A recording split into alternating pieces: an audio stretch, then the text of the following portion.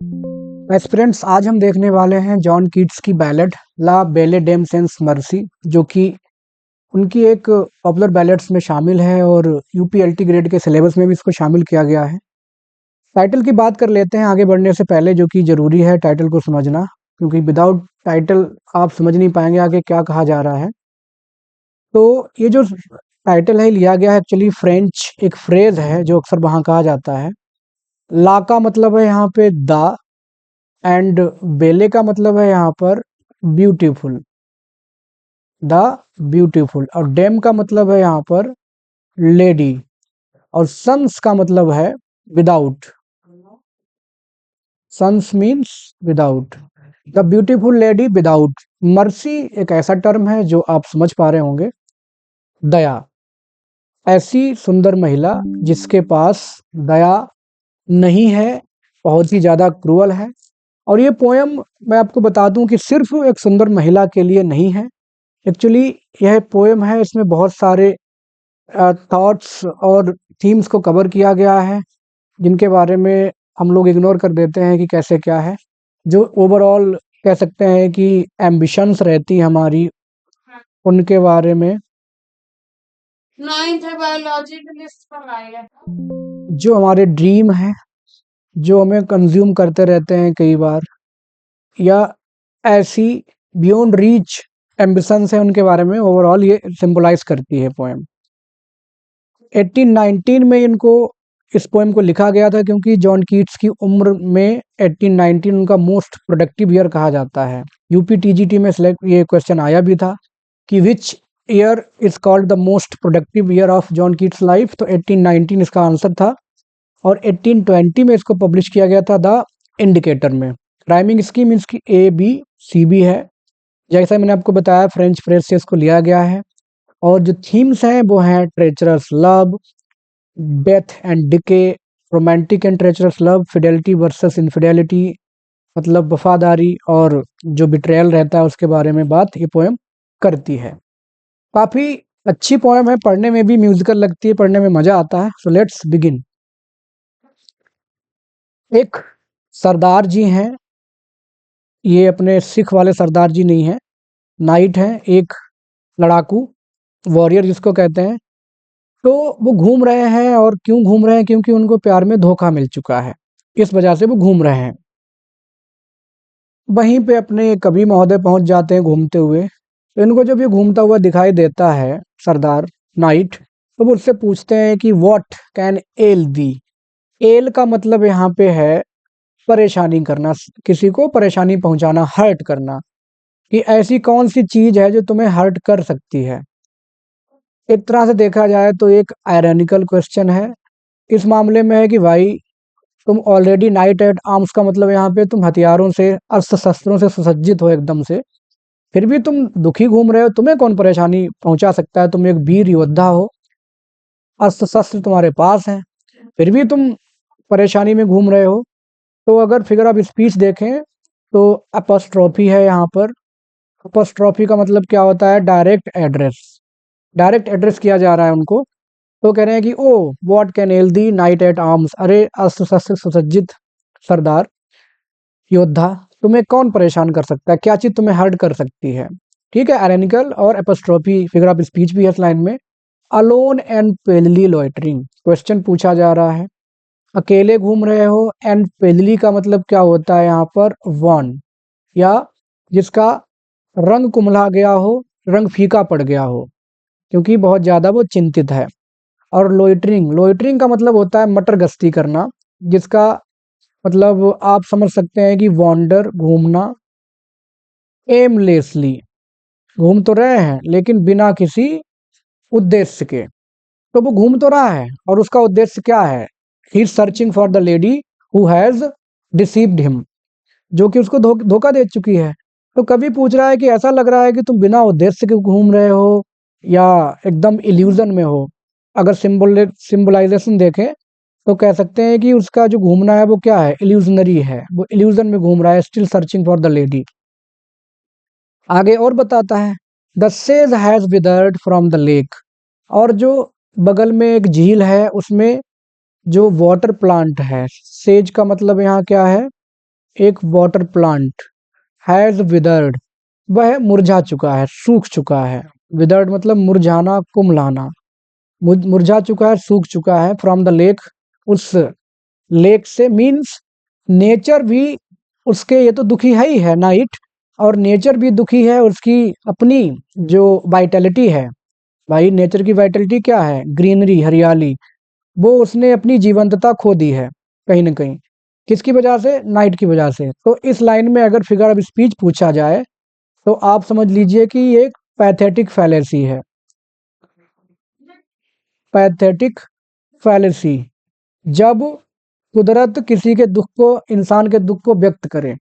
When nature या natural objects express despair felt by human being, तब उस line में पैथेटिक फैलेसी होती है। एंड नो बर्ड सिंग, और क्योंकि इतना सब कुछ हो गया है तो चिड़ियां भी नहीं गा रही हैं। एक तो इवनिंग का वक्त है, चिड़ियों ने भी गीत गाना छोड़ दिया है, वो चली गई हैं अपने वापस घोंसलों में। और ये जो चिड़ियां नहीं गा रही हैं, अगर इसका सिंबॉलिकल मतलब देखें तो it also presents death and silence. वहां भी पूरी तरह से डेथ और साइलेंस को सिंबलाइज कर रहे हैं। पूरा का पूरा एटमॉस्फेयर डेडली है और फुल ऑफ साइलेंस है। तो ये बहुत सारे क्वेश्चन वो उनसे पूछते हैं कि भैया इतना इतना तुम्हारे साथ हो गया, तुम दुखी क्यों हो। अगली लाइन में फिर से पूछते हैं, अगला stanza, O what can ail thee. तो जो रिपीटिशन है इन लाइनों का, तो ये रिपीटिशन क्या दिखा रहा है? रिपीटिशन हम कह सकते हैं कि बार बार वो पूछ रहे हैं। इट शोज कंसर्न, पोएट की उसके प्रति कंसर्न। और वो क्यों घूम रहा है, तो कहीं ना कहीं एक मिस्ट्री भी है उसके घूमने में। तो कंसर्न और मिस्ट्री दोनों बातों को ये रिपीटिशन दिखा रहा है। और हर बैलेट में एक रिफ्रेन भी होता है, तो ये रिफ्रेन भी है जो इस्तेमाल किया जाता है बार बार किसी लाइन में। ये पूरी लाइन रिफ्रेन भी है कि क्या चीज तुम्हें परेशान कर रही है भाई, मुझे बताओ। सो हैगर्ड एंड सो वो बिगॉन। हैगर्ड का मतलब यहाँ पे एग्जॉस्टेड, कि तुम इतना ज्यादा थके हुए, लाइफ लेस दिख रहे हो मुझे। और सो वो बिगोन, और इतने ज्यादा तुम दुख से पीड़ित हो।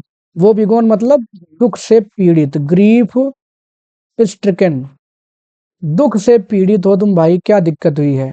अगर इस लाइन में फिगर ऑफ स्पीच देखा जाए तो ये ओ बहुत ज्यादा रिपीट हो रहा है, तो एलिट्रेशन का इस्तेमाल किया गया है पोएट के द्वारा।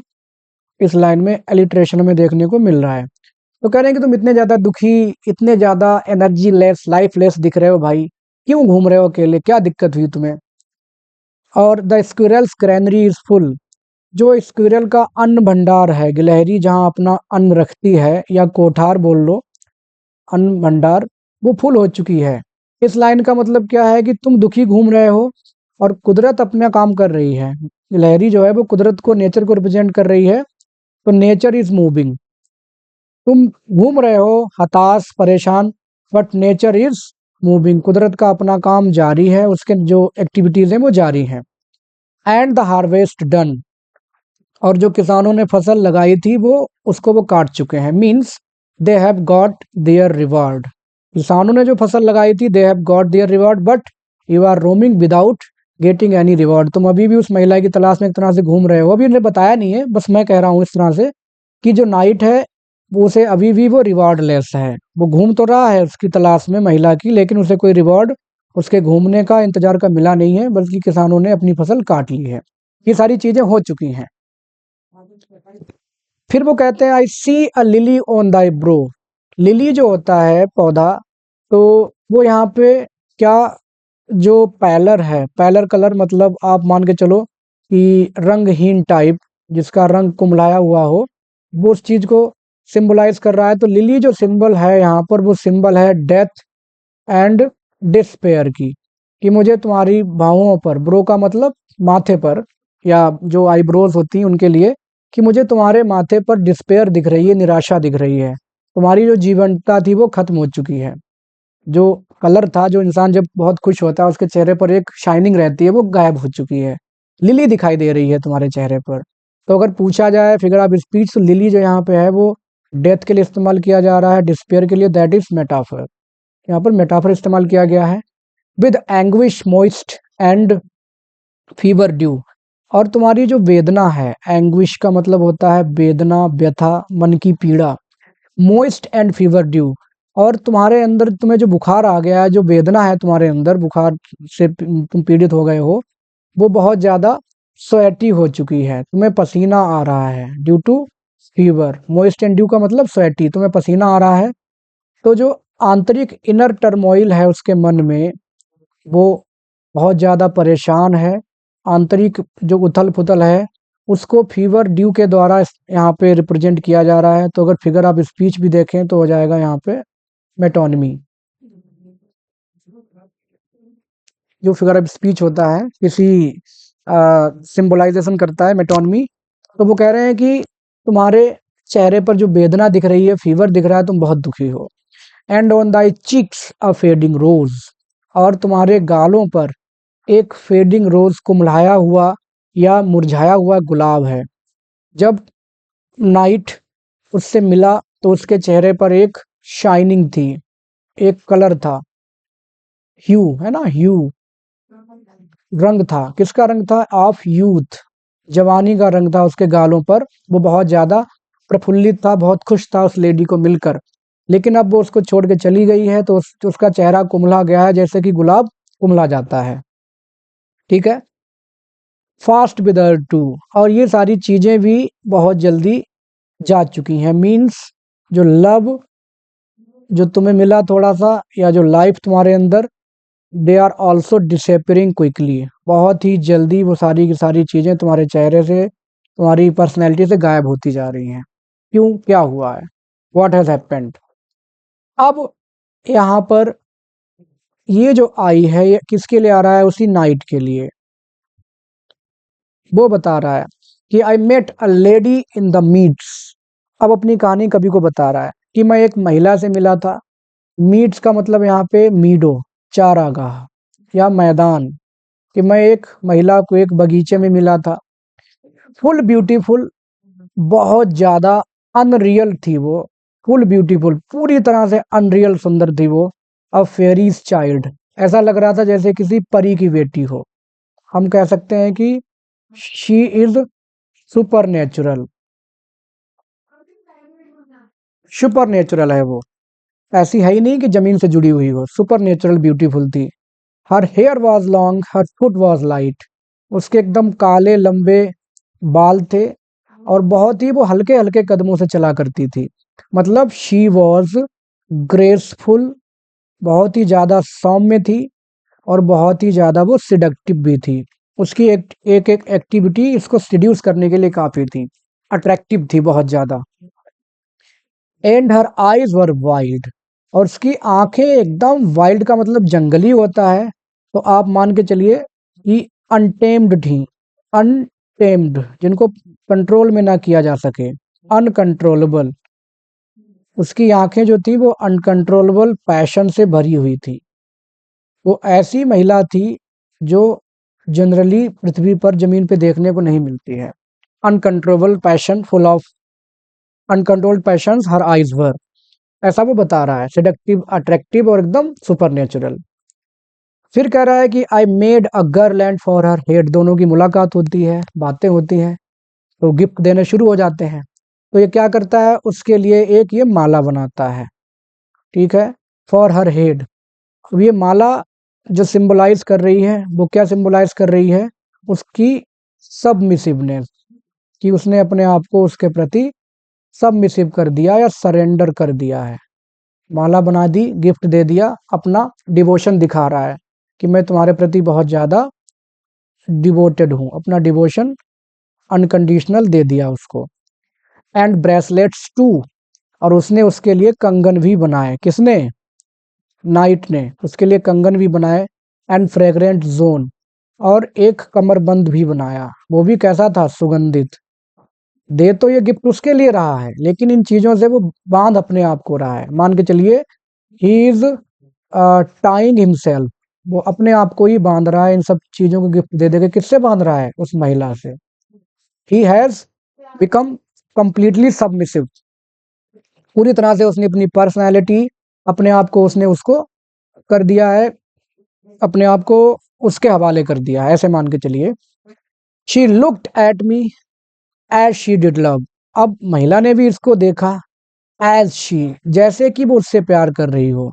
जो ये इंटरप्रेशन कर रहा है उसके देखने की, तो ये मिस्टेकन है, मिस्टेकन इंटरप्रिटेशन, कि वो उसको जो देख रही है इसको लग रहा है कि वो भी उससे प्यार कर रही है।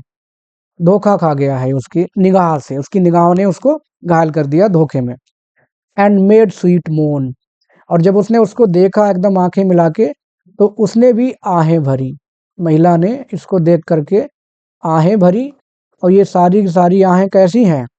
बहुत ही धोखेबाज हैं, ट्रेचरस हैं, जिसको ये सरदार समझ नहीं पा रहा है। ट्रेचरस हैं, स्वीट मोन।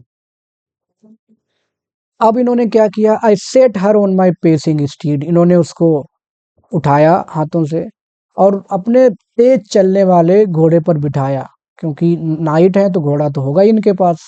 घोड़े पर बिठाया, या उसके लेवल को अपनी नज़रों में और ज़्यादा अपग्रेड कर लिया। उस महिला को उठाया तो उसके लेवल को और अपने मन में और ज़्यादा अपग्रेड कर लिया, उसको उठा के बिठा के चल दिए। And nothing else saw all day long, और पूरे दिन, नथिंग मतलब एल्स सिवाय उसके, एल्स मतलब सिवाय उस महिला के, सॉ देखा, ऑल डे लॉन्ग पूरे दिन सिवाय उस महिला के कुछ भी नहीं देखा।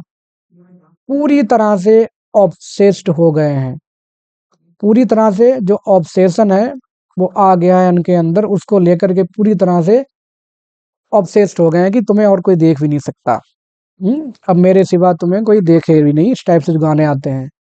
For side long would she bend, एक तरफ को वो झुक करके इनको देखती रही है, उनको देखते रहे, तो उसकी जो ये मूवमेंट है, ये सारी ट्रिक्स हैं सरदार को फंसाने की। एंड सिंग, और गाने गाती रही, अ फेरीज सॉन्ग, उसके जो गीत थे वो भी मैजिकल सॉन्ग हैं। फेरी सॉन्ग है मतलब जो कि मैजिकल सॉन्ग है, और उस मैजिकल सॉन्ग के आगे जो नाइट की जो रीजनिंग है, तर्क शक्ति है, वो पूरी तरह से खत्म हो चुकी है। वो सिर्फ उसके गीतों में, उसकी एक्टिविटीज में एकदम ट्रिक में फंसता जा रहा है, फंसता जा रहा है, डिवोटेड हो गया है पूरी तरह से उसके प्रति। She found me roots of relish sweet, अब वो पहुंची आगे जंगल में, तो उसने इनके लिए बहुत सारे जो कंदमूल फल होते हैं उनको समझिए, मूल ला करके दिए। रैलिश मतलब एकदम रस भरे, जिसको बहुत अच्छे से एंजॉय कर रहे थे, बहुत मीठे रस भरी जड़ें या मूल उसने इनको ला करके दिए। शी फाउंड, या उसने ला करके दिए, ब्रॉट आप कह सकते हो। बहुत सारे मूल जंगली, और जो कि मान के चलिए सुपर नेचुरल फूड टाइप का रहा होगा। एंड हनी, हनी वाइल्ड, जो जंगली हनी है वो जल्दी लोगों को मिलता नहीं है। एंड मैना ड्यू, अब मैना का मतलब क्या होता है? Godly, godly. ड्यू का मतलब यहाँ पे रात्रि जल, जो ओस होती है। जो पेय पदार्थ भी दिए गए उसे पीने के लिए, उस महिला ने नाइट को दिया, वो सबका सारा का सारा, सारी की सारी चीजें जो डिवाइन फूड था, जो भी उसको दिया खिलाने को, वो डिवाइन फूड और सुपर नेचुरल फूड था। कुछ नॉर्मल पिज्जा बर्गर नहीं था जो हम लोग खाया करते हैं, या आजकल बच्चे खूब खाते हैं चाउमीन, ऐसा कुछ नहीं था। सब डिवाइन फूड था, स्वर्गीय भोजन।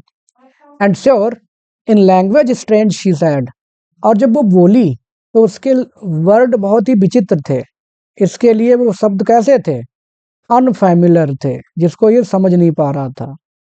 अनफैमिलर थे, या आप ये मान के चलिए अनरियल शब्द थे, जिन शब्दों में कहा होगा उसने बहुत ज्यादा। आई लव दी ट्रू, मैं तुम्हें पूरा प्यार, बहुत पूरी तरह से प्यार करती हूँ। I love you so much truly, I love the true. तो ये शब्द जो है ये कैसे हैं? फुल ऑफ आयरनी है, क्योंकि वो उसको प्यार बिल्कुल भी नहीं करती है, वो धोखेबाज महिला है, आयरनी है। She took me to her elfin grot, आगे इनको घुमाती रही, इनको ले गई कहाँ? एल्फिन का मतलब अपनी परी वाली, फेरी, जादुई। और ग्रोट का मतलब प्लेस, अपनी उस जादुई गुफा जो है वहां इसको वो मैजिकल प्लेस पे ले गई। वैसे ग्रोट का मतलब अनप्लीजेंट होता है, लेकिन यहाँ पे हम कह सकते हैं कि एक जादुई गुफा जो उसकी है वहां उसको लेकर पहुंच गई।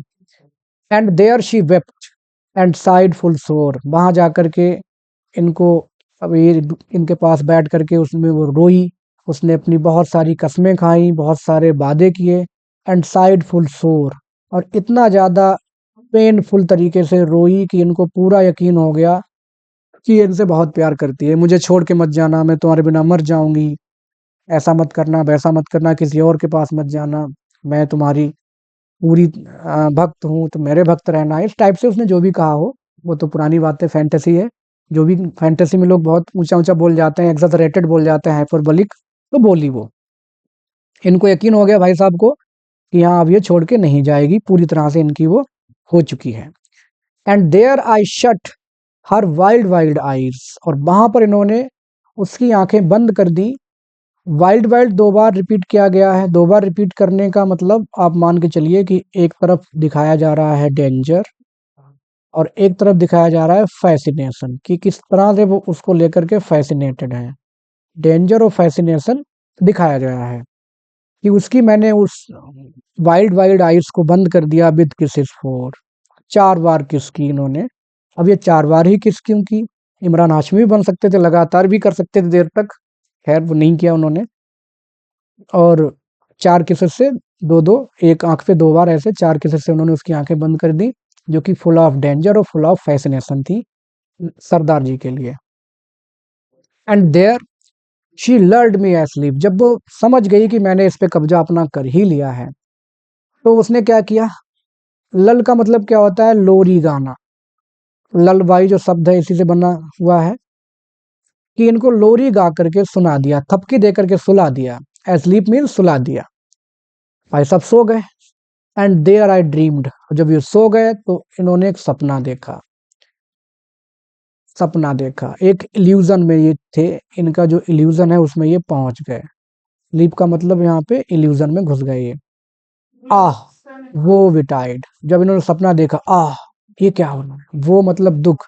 विटाइड का मतलब होता है आ पड़ना, अचानक से दुख आ पड़ा। जैसे ही इन्होंने सपना देखा, इनके पास दुख आ पड़ा। The latest dream I ever dreamed, ये मान के चलिए जो इनने सपना देखा वो इनका अंतिम सपना था। लेटेस्ट मतलब अंतिम, अंतिम सपना था, या अंतिम सपना कह सकते हैं, या फाइनल इल्यूजन कह सकते हैं। फाइनल इल्यूजन, कि इनका अंतिम भ्रम था बिफोर रियलाइजेशन, कि इनको उसकी हकीकत पता चलने से पहले का ये अंतिम भ्रम था जो इन्होंने देखा। On the cold hill side, सिर्फ ठंडी पहाड़ी पर। कोल्ड का मतलब यहाँ पे मान के चलिए फिर से वही, डेथ, डिस्क्राइबिंग डेथ, ऐसी जहाँ पे सिर्फ डेथ और साइलेंस है, ऐसी पहाड़ी पर इन्होंने एक अंतिम सपना देखा। आई सॉ पेल किंग्स, क्या क्या इन्होंने देखा सपने में? इन्होंने देखे राजा, पेल का मतलब वही जिनका रंग चेहरे का गायब है, चिंता में, परेशानी में। किंग्स, प्रिंसेस टू, राजकुमार भी थे। पेल वॉरियर्स, बहुत सारे योद्धा जो कि सारे के सारे रंगहीन हैं। Death pail were they all, सारे के सारे ऐसे अपने रंगहीन हो चुके थे, जैसे मरने के बाद जब इंसान का खून, ब्लड सर्कुलेशन रुक जाता है तो इंसान का चेहरा बदल जाता है डेड बॉडी का। तो वैसे ही सारे के सारे लोग ऐसे थे जैसे कि उनकी सांसें पहले ही रुक चुकी हैं, और वो बहुत ही ज्यादा भयानक लग रहे थे। और क्या क्या है? किंग्स हैं, प्रिंसेस हैं, वॉरियर्स हैं। तो ये जो लाइन है ये सिंबलाइज कर रही है यूनिवर्सल सफरिंग को, कि हर कोई परेशान है, क्या राजा क्या रंक, बचा हुआ कोई नहीं है, जो प्रैक्टिकल थीम है। दे क्राइड, वो चिल्लाए जब उन्होंने नाइट को देखा। ला बेले डेम सेंस मर्सी, वही the beautiful lady without mercy, एक ऐसी महिला जिसके अंदर बिल्कुल दया नहीं है।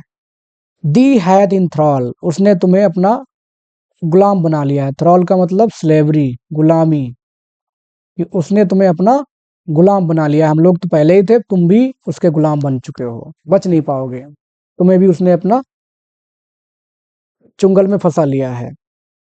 I saw their starved lips, अब इन्होंने देखा उन लोगों को, स्टार्व्ड लिप्स उनके। अब स्टार्व का मतलब वैसे भूखमरा होता है, भूख से कोई मर जाए या भूख से मर रहा हो वैसे।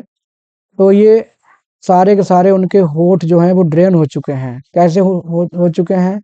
लव, लाइफ एंड होप, मतलब उनके होठों से उनके चेहरे पर ये सारी चीजें सूख चुकी हैं। ऐसा नहीं कि उनको खाना नहीं मिला है। स्टार्व लिप्स का मतलब they are devoid of love, life and hope, इसी महिला के द्वारा। या जनरली हम लोग बहुत कई बार किसी सपने को देख के कि उसके पीछे पड़ जाते हैं, सब भूल जाते हैं दुनियादारी, पीछे पड़े हैं उसके हम। तो हम कई बार बीमार हो जाते हैं या परेशान हो जाते हैं, चिंतित हो जाते हैं, तो हमारा चेहरा भी बदल जाता है। इन द ग्लोम, ग्लोम का मतलब यहाँ पे ट्वाइलाइट, कि शाम के वक्त में हल्की रोशनी है, हल्का अंधेरा है। इन्होंने इनके चेहरों को देखा विद हॉरिड वार्निंग, और वो सब इनको बहुत ही फ्राइटनिंग, हॉरिड का मतलब बहुत ही डरावनी, बहुत फ्राइटनिंग वार्निंग दे रहे थे। Gap wide with open mouth, उनके सबके मुंह खुले हुए हैं, जैसे कि वो चिल्ला चिल्ला के कह रहे हैं इससे कि भाग जाओ यहाँ से, भाग जाओ यहाँ से, तुम बच जाओ, हम तो बर्बाद हो गए, तुम ही बच जाओ कम से कम, हम तो बर्बाद हो गए इसके चक्कर में। इसको बहुत ही डरावनी वार्निंग दे रहे हैं कि बहुत खतरनाक महिला है। एंड आई अवोक, अचानक से ये जाग गए, क्योंकि इनका सपना सपना नहीं रह गया, क्या हो गया? नाइट मेयर हो गया है, बहुत ज्यादा डरावना।